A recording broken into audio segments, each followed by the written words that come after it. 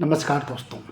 नीत, नियत और राजनीति के बीच झूलता रुपया पूछता है सवाल, अपने अतीत से वर्तमान को टटोलता है और पूछता है आखिर इतना मैं इतिहास में कभी नहीं गिरा था जितना आज गिर रहा हूँ या गिराया जा रहा है। इसकी राजनीतिक सूझबूझ और नियत पे पूछता है सवाल। पूछता है 1947 में कि मैं $1 बराबर ₹3.30 हुआ करता था।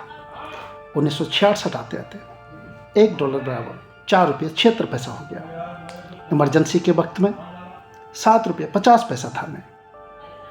1980 में मैं ₹6.61 हो गया था $1 बराबर, और 1990 में $1 बराबर ₹17.01 था। आखिर फिर राजनीतिक उथल पुथल और राजनीतिक अस्थिरता या बाजारों का, बहुराष्ट्रीय कंपनियों का आगमन 1991 के बाद क्या गुल खिलाया था, जो ₹17.01 से होकर ₹44 तक पहुंच चुका था। $1 बराबर ₹44 समथिंग के आसपास पहुंचता है 2000 तक। 1998 का चुनाव, 1999 का चुनाव, 2000 तक आते आते ₹44 बरकरार रहता। कई सरकारें आई, कई सरकारें गई। कभी चंद्रशेखर सिंह का सरकार, तो कभी गुजराल जी का सरकार, और इस तरह से राजनीतिक अस्थिरता होते हुए और राजनीतिक संकट का दौर से गुजरता हुआ हिंदुस्तान में रुपये का गिरना तय था और ये ₹44 के आसपास रहा। बट वहाँ से एक ट्विस्ट फिर खेलता है और 2005 में ये ₹43.50 के आसपास ये रुपया डॉलर का मुकाबला करता है। और 2008 आते आते ये आसपास में ₹43.30 के आसपास में रहता है। लेकिन 2014 आते आते $1 बराबर ₹60.95 बन जाता है। अब ये डॉलर ₹60.95 2014 में दिखाई देता है। बट रुपये समझ नहीं पाया कि राजनीति 2014 में बदली है। सियासत का मिजाज बदल चुका है, रुपये का अंदाज बदलना तय था, और वहाँ से रुपया अपने गिरने का जो प्रारंभ किया वो इस कदर चलता रहा कि 2024 आते आते $1 बराबर ₹83.28 आ गया, और 2025 आते आते $1 बराबर ₹90 क्रॉस कर चुका है। क्या नीति था, क्या नियत थी और क्या राजनीति थी। इन तमाम चीज़ों के बीच रुपया अपने जस्टिस के लिए अतीत को झांकता है और वर्तमान से पूछता है क्या कारण था। क्या आर्थिक घरेलू जो बुनियादी मजबूती दिखती है, सोने का आयात रिकॉर्ड के रूप में, और विदेशी पूंजी का पलायन हो जाना, क्या यही था मेरा जमींदोज होना।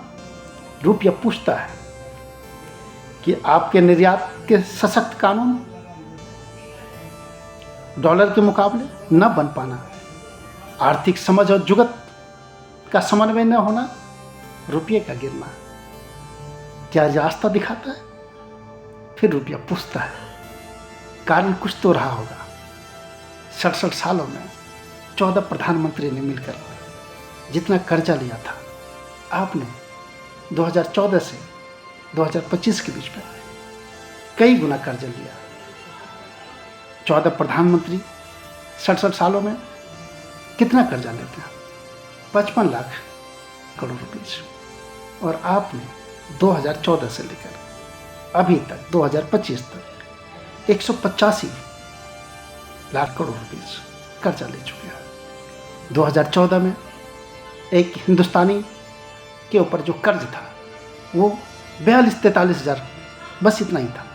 लेकिन आज की डेट में एक हिंदुस्तानी के ऊपर जो कर्ज है वो लगभग 4,80,000 के आसपास में है। ऐसा क्यों? उस हिंदुस्तान के रहने वाले हर नागरिक ने तो कर्जा नहीं लिया, लेकिन हर के ऊपर 4,80,000 रुपया थोपना, ये क्या दर्शाता है? मजे में रहो, सुख चैन में रहो, राष्ट्रवाद के सारे मानदंडों को तोड़कर अपना मान कैसे बढ़ाया जाए। सम्मान दुनिया करती है, हिंदुस्तान भी कर रहा हो, बट इस हिंदुस्तान का 80 करोड़ की आबादी, जिसे आप मुफ्त अनाज देते हैं, 20 से 25 करोड़ की आबादी जो फुटपाथ पे रहने के लिए विवश है, वो तो मुख्य लड़ाई में है ही नहीं। फिर ये कर्ज किन के लिए लिया जाता है? शुरुआत दौर में, आज़ाद भारत में 47 से लेकर बहुत सारे सरकारीकरण करना था, स्कूल कॉलेज खोलना था, देश के इंफ्रास्ट्रक्चर को बनाना था, कर्जे लेना स्वाभाविक था। बट आज के दौर में जब निगाहें इधर से उधर देखते हैं और समाचार से लेकर अखबार से लेकर जिधर भी नज़र जाती हैं, सारे प्राइवेट और प्राइवेटीकरण, निजीकरण, यही तो हो रहा है। फिर इसमें कर्ज बहुत मात्रा में बढ़ जाना क्या दर्शाता है? चंद लोग जो देश को भी छोड़कर चले जाते हैं और इस कदर से कर्ज लेते हैं कि अपना घर कर्ज से करते हैं फुल, बाकी हिंदुस्तान के लोग रहे कुल, उनका घर रहे कर्ज से फुल। यह देश है तमाशा देखने के लिए, गरीबों के लिए तमाशा देखने के लिए, और उस तमाशे में ये हिंदुस्तान के आम नागरिक कभी मदारी बन रहे हैं, कभी खिलाड़ी बन रहे हैं। क्या कितनी तरक्की करे हैं और कितनी तरक्की और नहीं करनी है, ये तय करता है चंद लोगों के हाथों में। ये हिंदुस्तान की पूरी व्यवस्था ही नहीं, पूरी पूंजी है, पूरी सत्ता है, और सत्ता का संचालन चंद लोगों के हाथों में हमेशा रहता है। ये पूछता है सवाल, मैं नहीं, ये रुपया अपने अतीत को झांकता है, वर्तमान से करता है, आने वाले भविष्य को कैसे तय करना है, पूछता है सवाल। ये रुपया 47 से लेकर आज तक का यही था मूल्यांकन। Thank you so much.